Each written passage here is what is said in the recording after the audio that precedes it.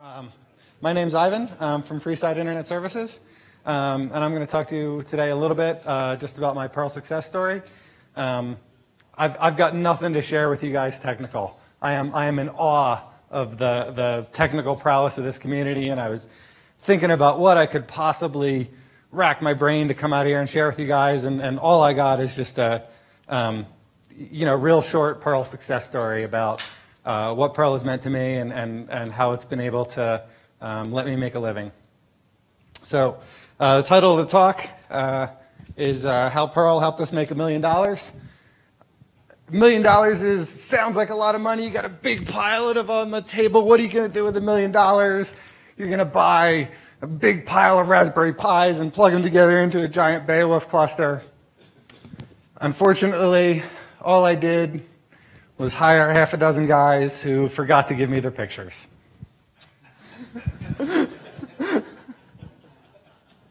But I swear there's some guys. That's what I spent the $1 million on, was hiring other guys to help me write Perl and to help me write free software. So I'll tell you a little bit about the history of the software. That's how I make my living. It was internal software for my employer in the mid-90s or so.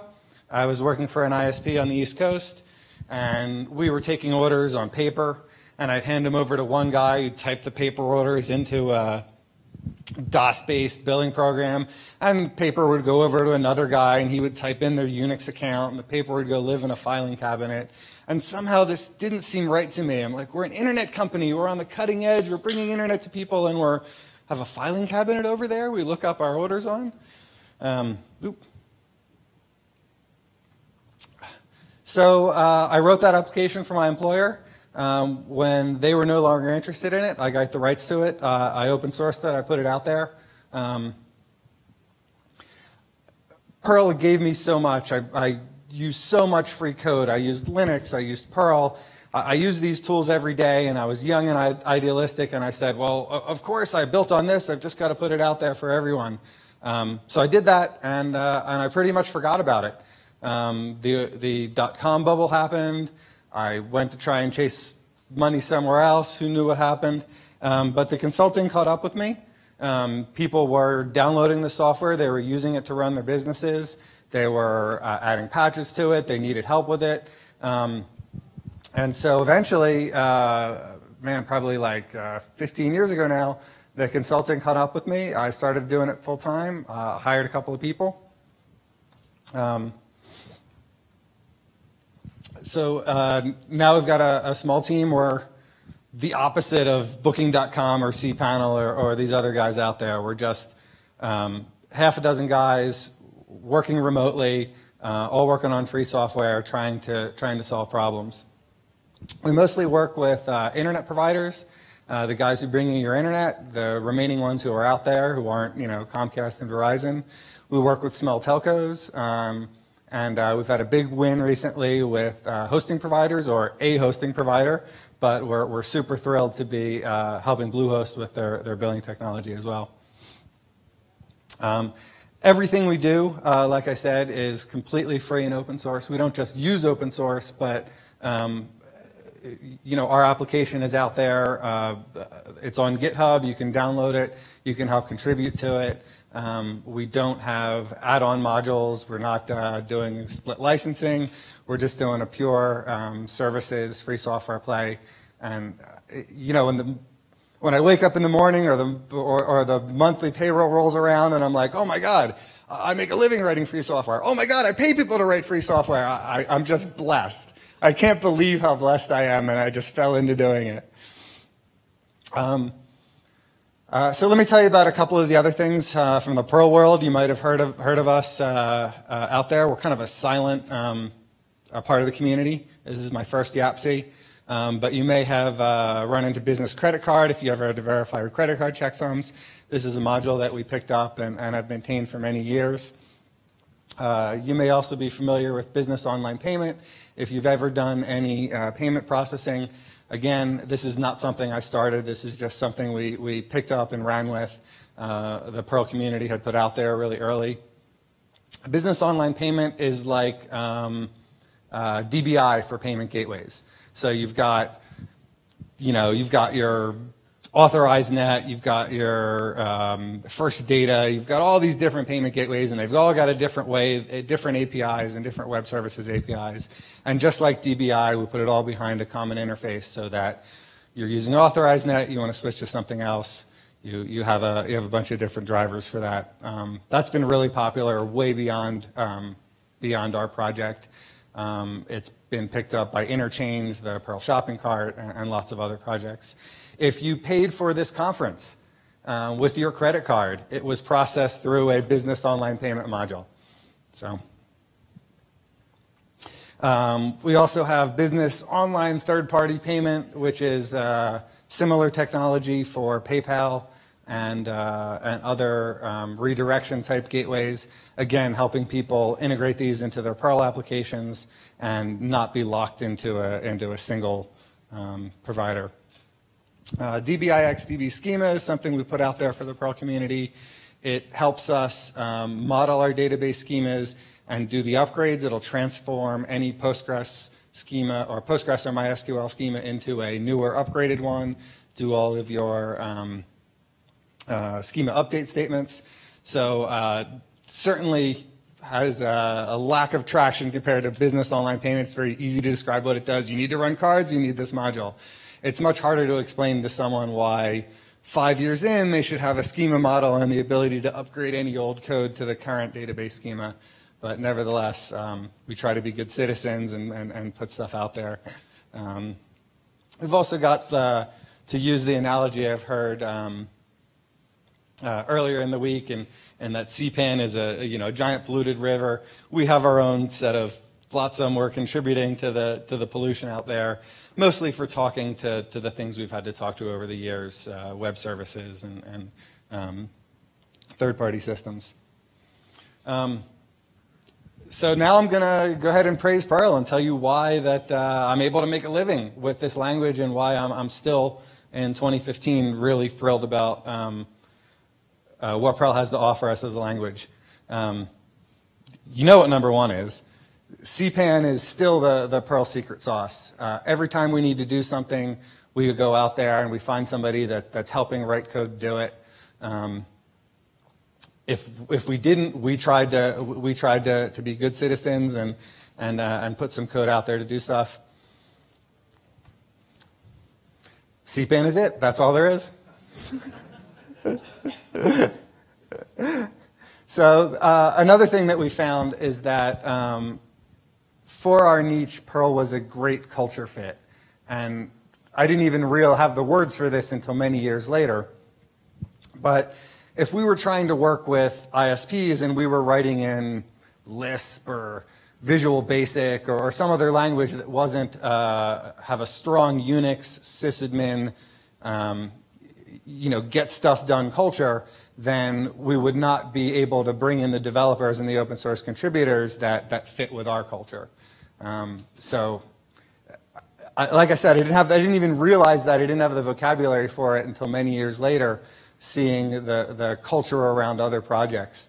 But it has been invaluable for us that we know that most of our developers know how to admin, have a basic idea of how Unix works, and it's just, it tends to give us a higher quality of folks. Especially in the early days when we were learning about security, taint mode was invaluable. I mean, 10 years before everybody had SQL injection errors in their PHP apps, Perl had a whole man page telling us how to avoid these kinds of traps.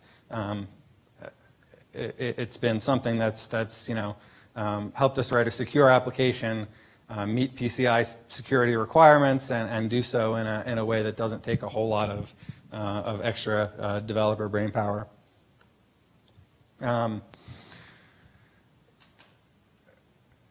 So if you've heard of something called JWZ's law, JWZ was an early engineer on Netscape that became Firefox. And he said that all programs expand until they're able to read mail. And so, of course, once we were doing billing for ISPs and we had a customer database, they said, you need to do ticketing.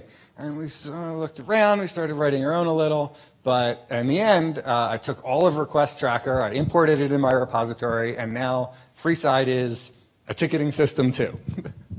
And that's, again, part of the power of open source, part of the power of being competitive is that we don't have to write everything ourselves. To some extent, we're just a thin distribution on top of a bunch of CPAN stuff, a bunch of glue, Request Tracker. We put it all together, we market it a little. It's really the work of the community more than it's our work.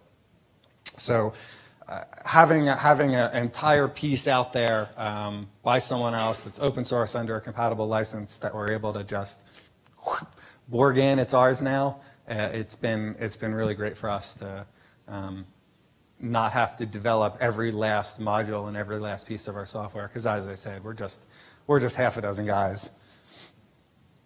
And of course, it bears repeating. Even though other languages are getting there, I was looking at the Node Package Manager, for example, and there's stuff out there, but there's nothing like the tested code that's out there on CPAN, the browsability, the culture around making that code work well for folks. It's allowed us to leverage that code and compete with companies 10 times our size trying to write all the code themselves. So now I'm going to go ahead and say some critical things about Perl, because not everything has been perfect for us about it. I love CPAN. I hate cpan.pm. It's terrible. The deployment hassles are awful. And I'm not talking about cpan minus or anything else being any better. For how amazing the repository of software we have out there on CPAN to share with people, our tools for getting it to them are atrocious. We all know a friend who's not really a Perl person who tried to get something installed and they typed something into the CPAN shell or one of the other shells for this, and it just tried to install a billion things and it gave them errors they didn't understand. This is a weak point for us as a language, because the software we have out there on CPAN is so great, and our delivery mechanism for it to users is such a horrible experience a lot of the time. So in this experience, I've looked at alternatives. None of them worked for us personally. What we do is, as a small company, we were forced to go single ecosystem. We package everything up in the Debian OS. We ignore CPAN. We ignore all the solutions to the Perl community. This gives us a stable base, a stable set of packages. It doesn't change for many years. We never have to worry about somebody uploaded a new module of something, it broke something. Every 2 or 3 years, we go to a whole new set of stable, tested Perl modules from the distribution. It's not bleeding edge, but it's worked great for us in terms of avoiding the most common pitfalls we see out there, installability pitfalls. On the other hand, it has limited our reach. It has meant we've had to specify where a piece of software from the OS on up to make things easy, and it would be really nice to be a more portable Perl piece of software if these problems were more tractable. Context, I have a love-hate relationship with context. I love context. I mean, it's really neat when you write some code and it works right and it just seems so intuitive, and it's got a scalar context and it's got a way it works in list context. But I can't tell you the number of times that subtle context bugs have really tripped me up. And in the end, I think it's, again, this is the criticism section. You don't have to agree with me.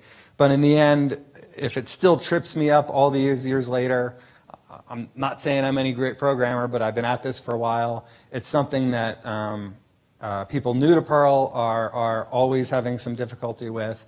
I think perhaps context is too subtle a concept for its benefits. And the elephant in the room for us, especially the last 2 to 3 years, has been hiring developers.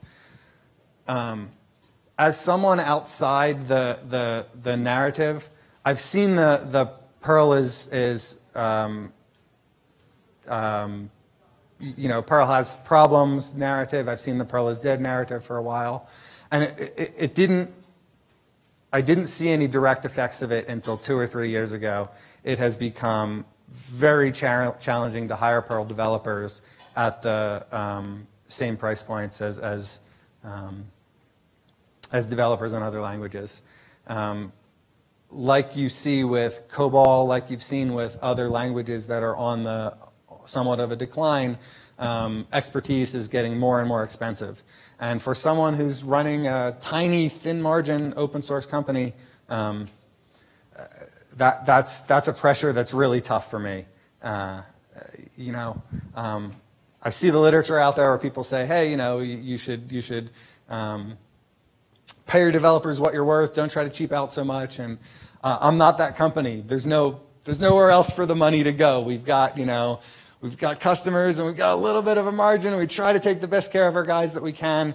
But if the prices are going up and up and up for premium Perl developers, eventually something's got to break. And I would love to see lots more new developers and a much bigger influx of people into our community, because that would make it more healthy and better for small and large companies to survive. You see a whole exhibit hall full of companies, and everyone here is hiring because we're all having the same problem. There's a limited pool of experts out there, so grow it. Grow that pool, you know. Would be one of the challenges for Perl. And lastly, the biggest challenge for Perl is its future. Perl does not have a convincing story and narrative about the future, other than Perl 6, which is great, but for you know, guys like me, you've got a 250,000 lines of Perl 5 code, but you know, it's not doing anything for us right now. So the way I see it is Perl is kind of at a fork in the road right now. Perl could be a standard part of the Unix and open source toolkit for 20 years. It could be C. Or in 5 years, Perl could be TCL. Does anybody seriously consider TCL a language for new projects these days? But yet they have conferences. They put out a release. So I would say aim big. It's not enough to just do maintenance and to get together once a year. We need to make sure that Perl has a bright future, not only so that I can survive, but so that all of the ecosystem can survive and be a healthy ecosystem. So those would be my my hopefully well received criticisms and opinions. If you disagree, by all means, that's why they're called opinions. Thank you very much for letting me ramble on and tell you guys a little bit about my success story. I really appreciate it. This community has been incredibly welcoming, so thank you very much for your code and for being so awesome.